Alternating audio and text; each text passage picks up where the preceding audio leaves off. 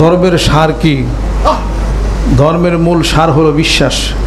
বিশ্বাস নাই ধর্ম হবে না। এই বিশ্বাসের নামই হলো ঈমান।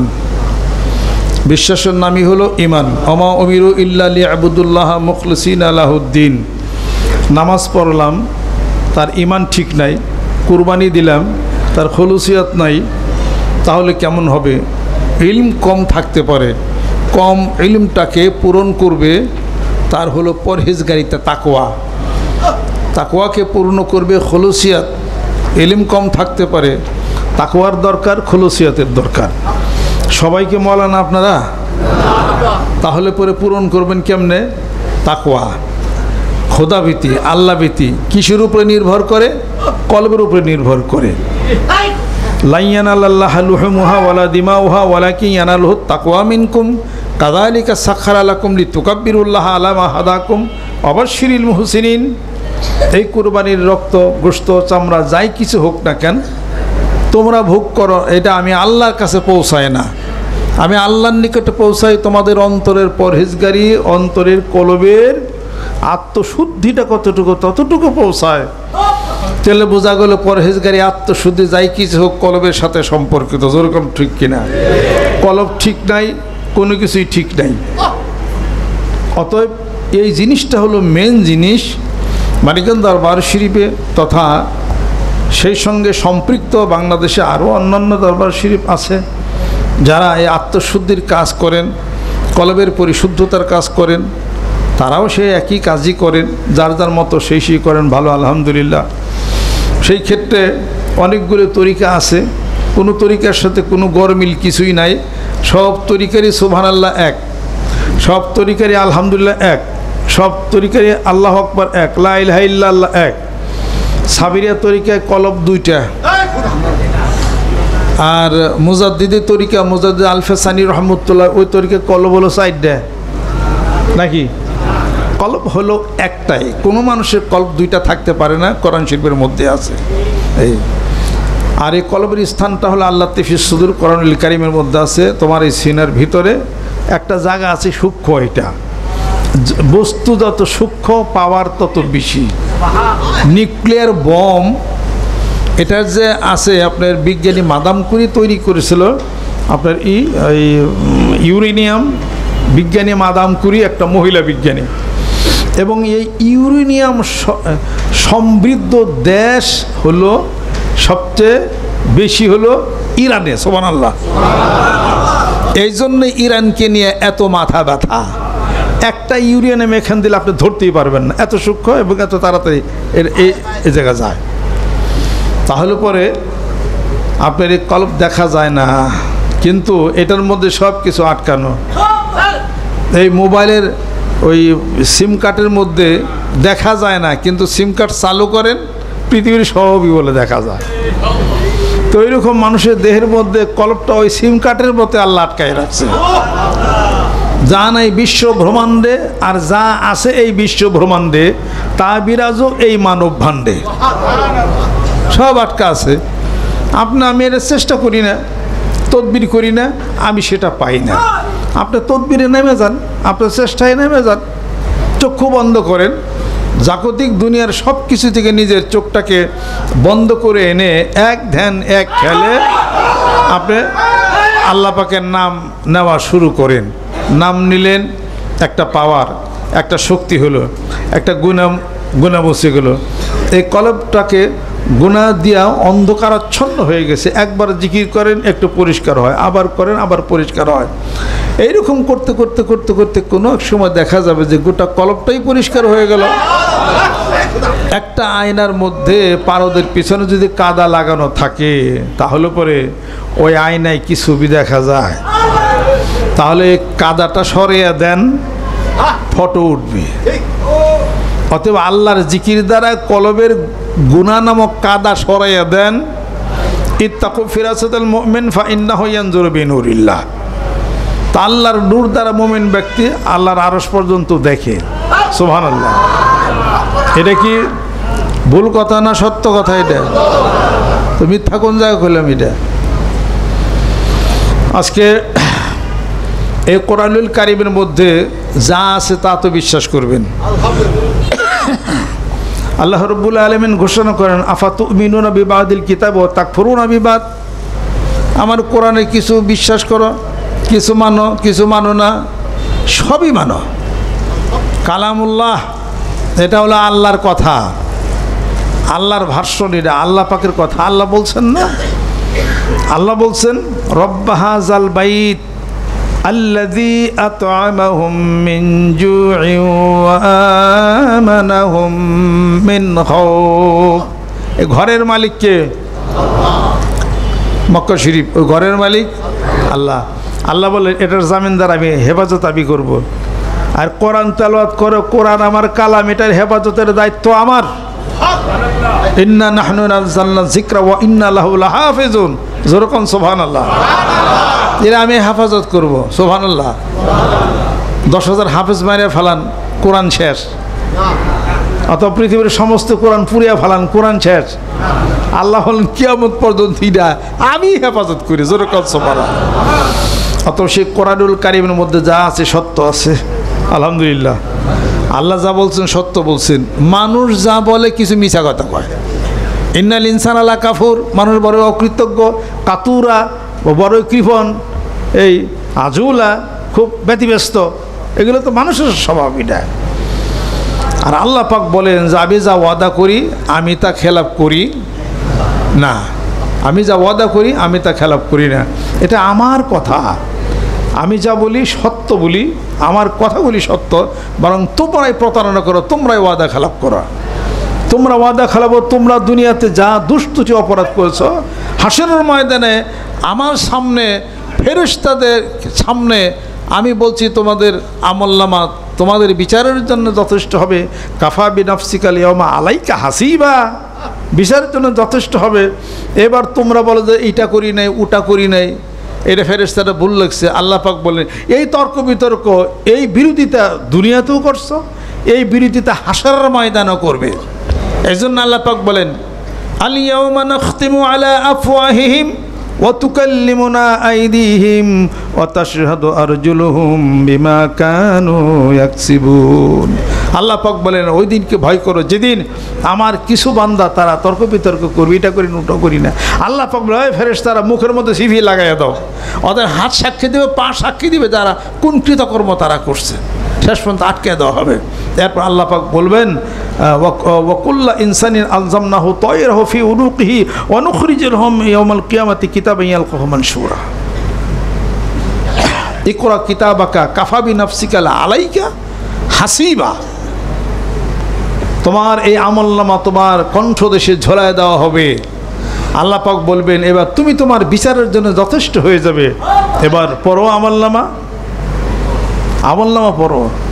তোমার কান্দে ফেরেশতা ছিল কিরামান কাতিবিন, বিশ্বাস করো নাই, এবার দেখো তোমার নিজের আমলনামা নিজে কইলা দেখো। এটা অতএব এই কথাগুলি সত্য, সত্য কিনা? এই কোরআনুল কারীমের কথাগুলি কার? এটা কি মানুষের কথা? মানুষের কথা না, মানুষের রচনারও কোনো কথা না। আল্লাহ বলেন আমারই কথা, আমারই কথা জিব্রাইল ফেরেশতার মাধ্যমে আমার রাসূলের উপরে অবতীর্ণ করেছি। আলিফ লাম র কিতাবুন আনজালনাহু ইলাইকা লিতুখরিজান নাসা মিনাজ যুলুমাতি ইলান নূর। হে রাসূল, আপনি অন্ধকার থেকে আলোর দিকে মানুষদেরকে নেবেন, এই জন্য কোরআন তোমার প্রতি আমি নাজিল করেছি। ওয়ালাউ তাকাওয়ালা আলাইনা বাদাল আকাবিলে লা খাযনা মিনহু বিল ইয়ামিন সুম্মা লাকাতানা মিনহুল ওয়াতিন। হে রাসূল, তুমি যদি তোমার মন গড়া কোনো কথা লেখার যদি চেষ্টা করতে আমার অনুমতি ব্যতিরেকে আমি তোমার ডান হাতকে ধরে ফেলতাম এবং তোমার কণ্ঠ নালীটাকে আমি কেটে দিতাম। এরপর আল্লাহ পাক সাক্ষ্য প্রদান করে দুনিয়ার মানুষ শোনো, ওমা ইয়ানতিকু আনিল হাওয়া ইন হুয়া ইল্লা ওয়াহয়ুন ইউহা। আমার নবী প্রবৃত্তির তাড়নায় মন গড়া কোনো উক্তি করেন না, কোনো কথা বলেন না।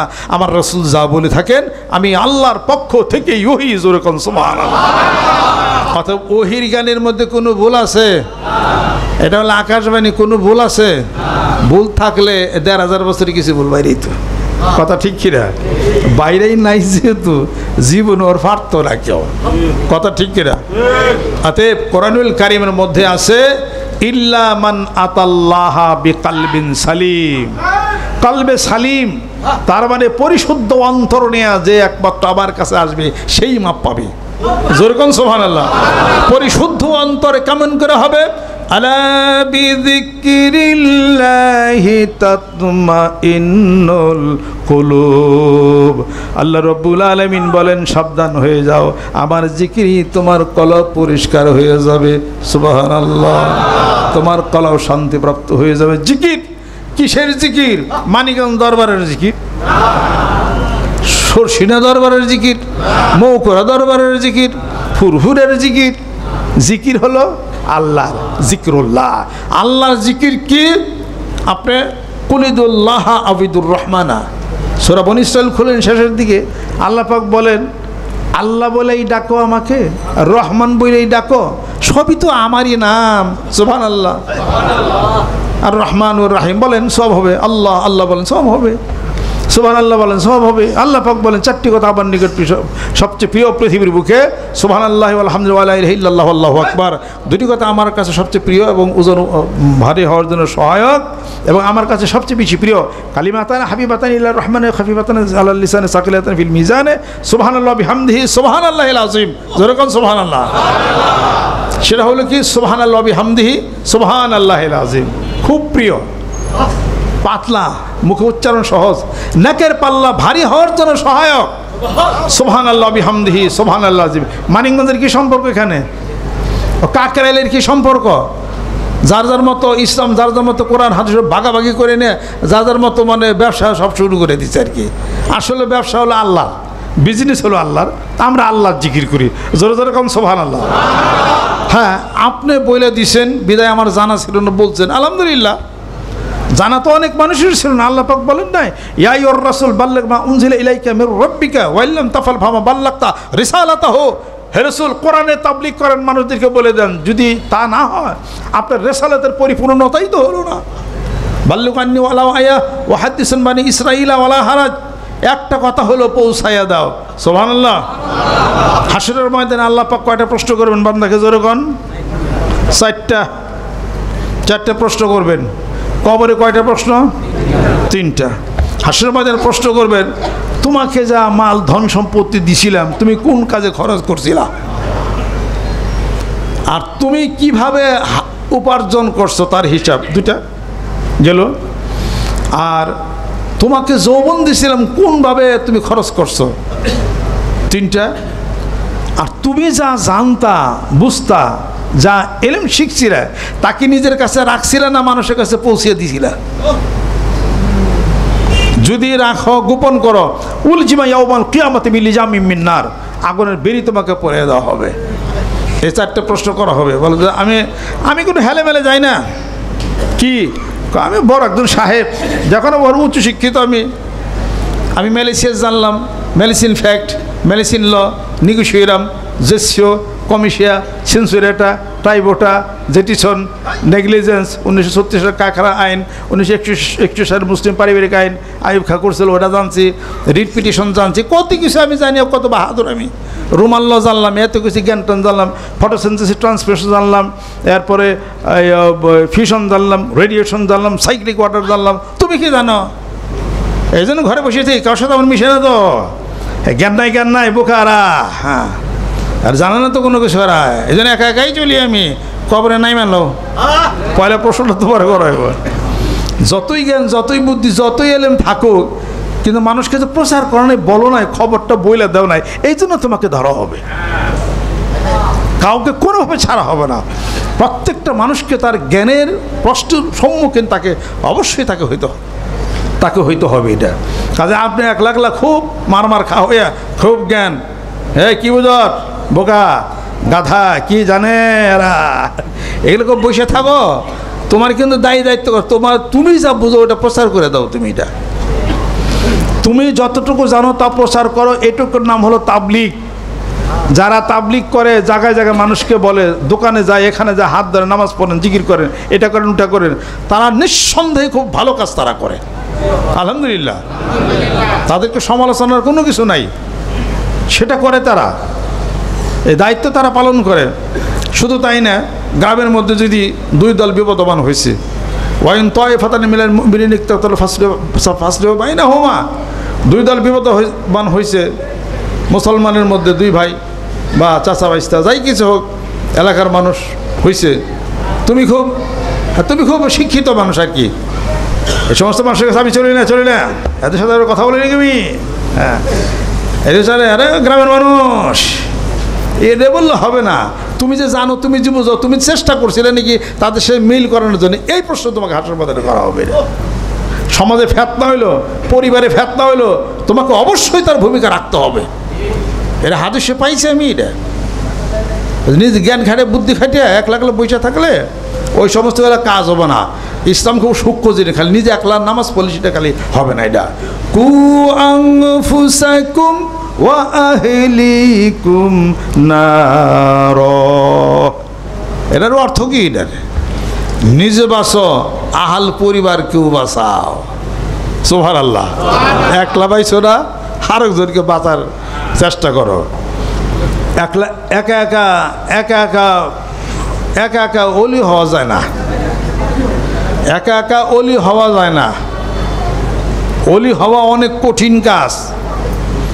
আল্লাহর অলি মানে কি? আল্লাহর মনোনীত ব্যক্তি হওয়া অনেক কঠিন কাজ।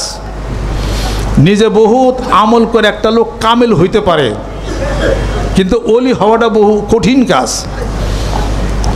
যিনি আল্লাহর মনোনীত ব্যক্তি অলি, তাকে সংসার জীবন পালন করতে হয়, তাকে মানুষের লেনদেন করতে হয়, তার ব্যবসা বাণিজ্য আছে, লেনদেন আছে, তার সংসার দেখতে হয়, বাজারঘাট করতে হয়, অনেক কিছু করে তাকে 5 ওয়াক্ত নামাজ জামাতে তাকে ঠিক রাখতে হয়।